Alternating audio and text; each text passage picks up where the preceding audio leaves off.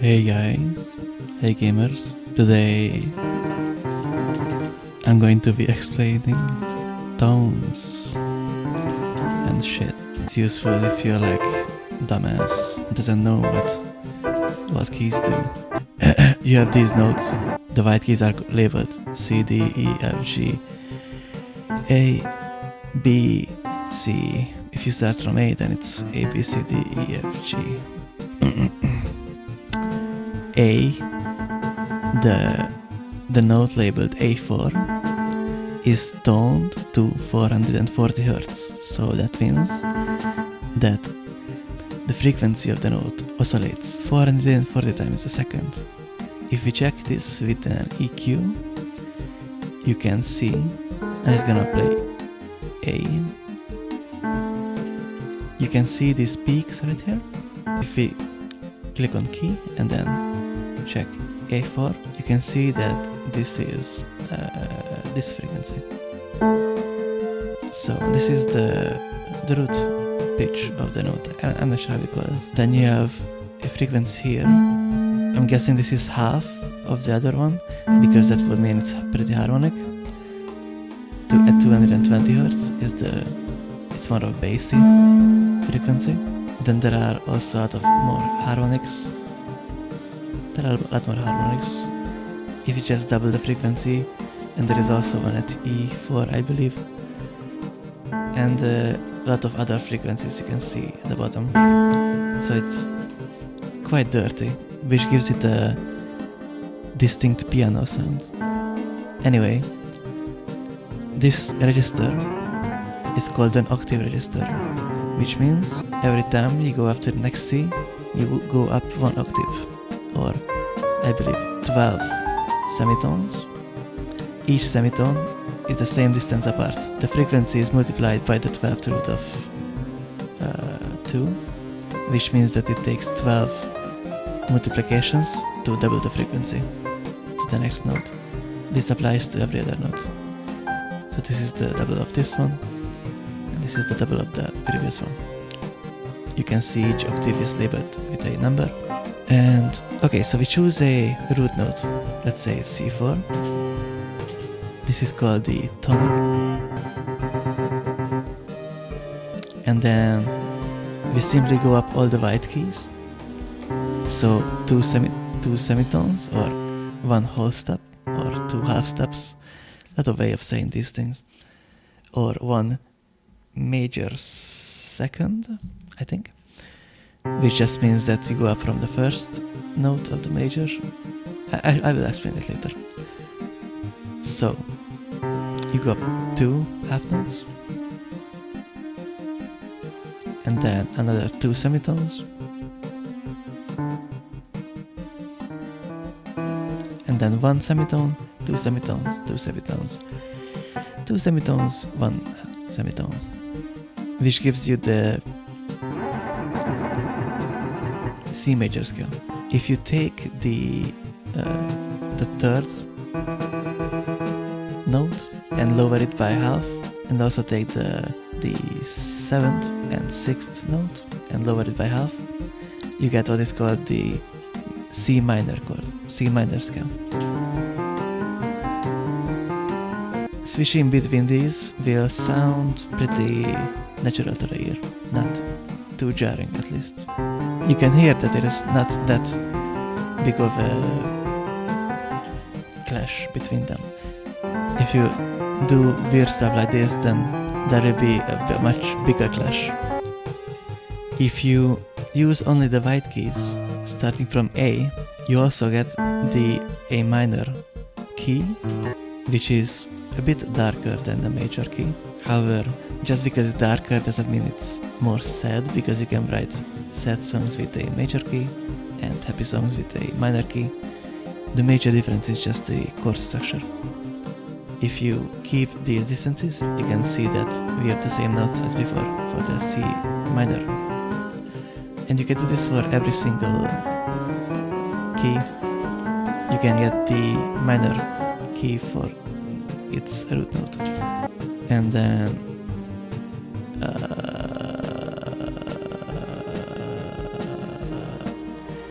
we are just going to be working with the white notes for now to make things simple, and potentially switch to the C minor scale, because they both have C as the root note and should be simple to memorize. So the first note, the root note, is the resting note. It's called the tonic. It's where you rest.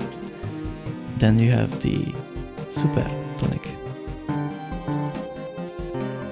These names only make sense if you use this as the root note. They would have different purposes if you were in a different key, which means using a different root note and using different notes altogether. Yeah. Then you have the supertonic, then you have the mediant, which is the third note, then you have the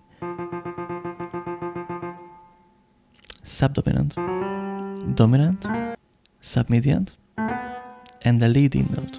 As you can probably guess, the leading note leads to the root note, usually, very often. Just by knowing this, you can make pretty melodies. You usually want to have notes next to each other, or 2 steps or 1 steps.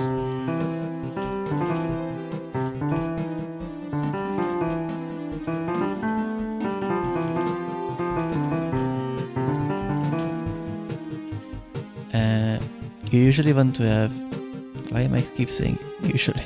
Everything is just a suggestion. I'm not going to keep saying usually. You want to have relationships between the melody, the halves of the melody. A call and a response, for example. Like, na na na na na. I'm not gonna sing it.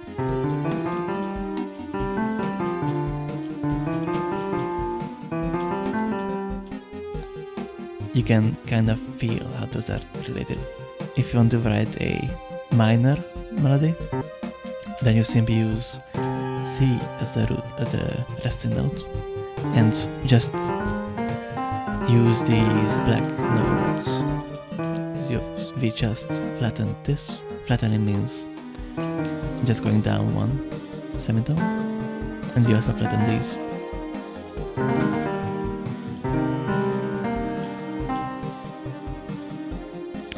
The names of the notes don't really change. This is still called the tonic, supertonic, mediant, instead of this mediant, because we lowered it. Then we have the subdominant, dominant, which stay the same.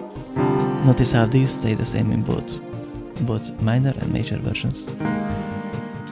And then you have submediant, and instead of the leading tone, this time you have the subtonic.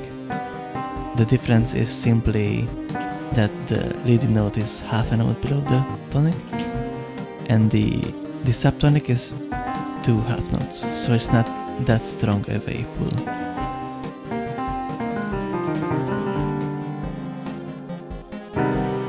And you can switch between these majors and minor versions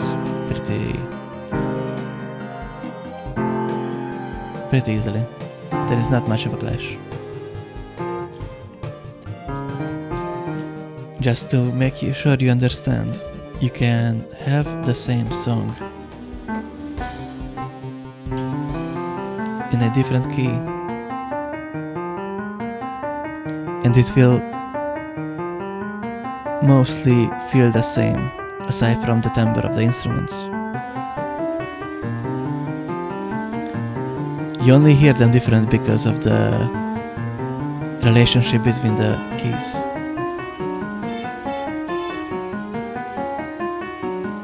Stop honking. The only difference you want to focus on is if it's a major or a minor key. I'm not going to go too deep into this yet. I'm just simply going to use C major and C minor to write a melody. So you want it to have you want good melodies to have interesting rhythms. You want relationships between the parts of the rhythm. Perhaps use call and response type of structuring, and then you can have another longer response at the end, or you can repeat. You can do a bunch of stuff. So let's do a simple call and response. with maybe an interesting rhythm. So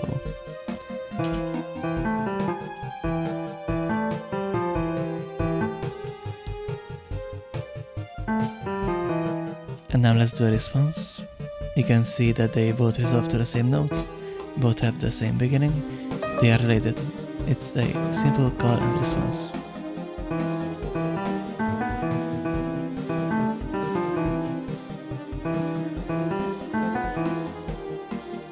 And then we can have a longer response. So let's just take the first part of this one.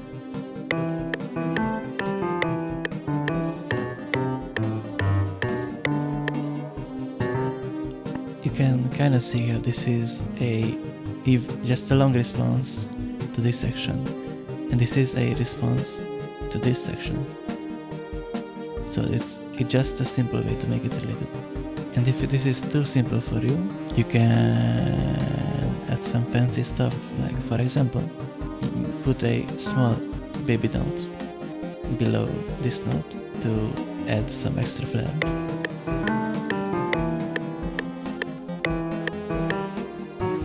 And let's do it here too.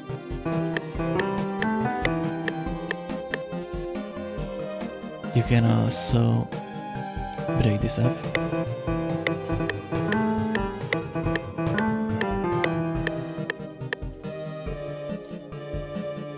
You can also, I like to shorten some of these medium long notes.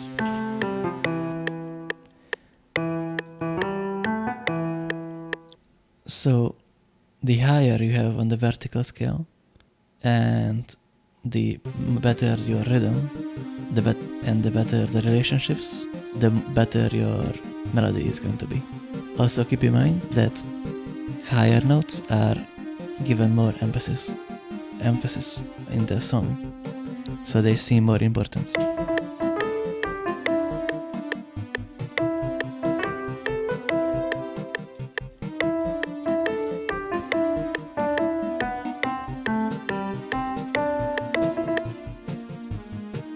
You can also go up key by 5 by a perfect fifth, which would be going up 5 tones in the major and minor scale.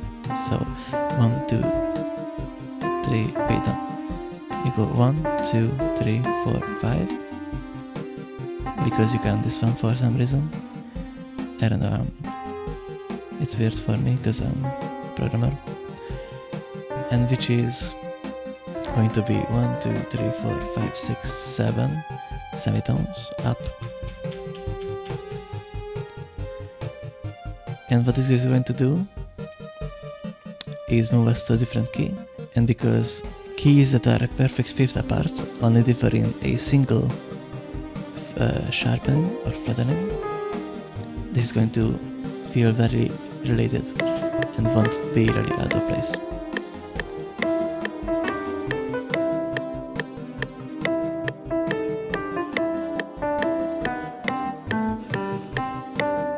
You will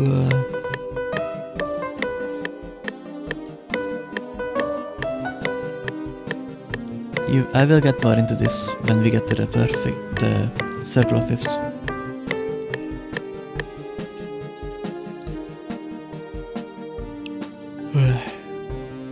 I think I said everything I wanted in this video. Now let's just, I guess, spice things up.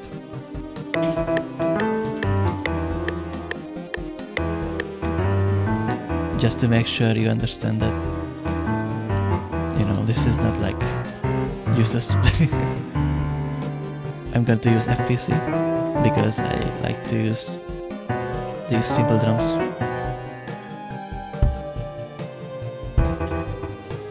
And let's have it repeat. I don't know why I'm struggling with this so much. I shouldn't be. I've done this like a million times. Okay, let's stop being dumb. Okay, so just remain symmetrical in this.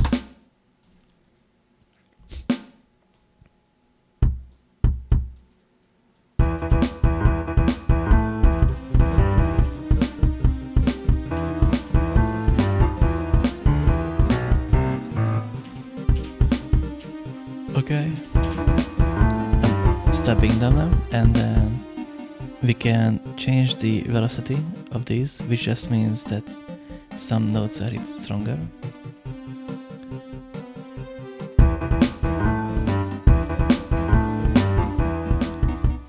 I'm not gonna spend too much time on this.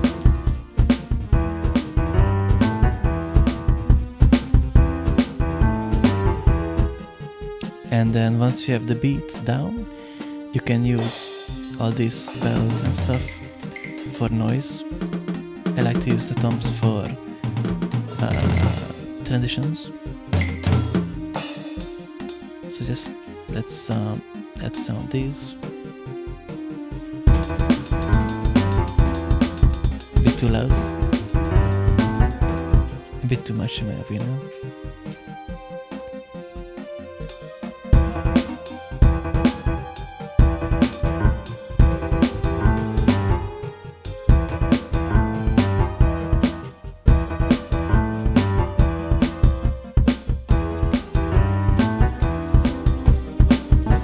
Let's add some other instrument, I guess.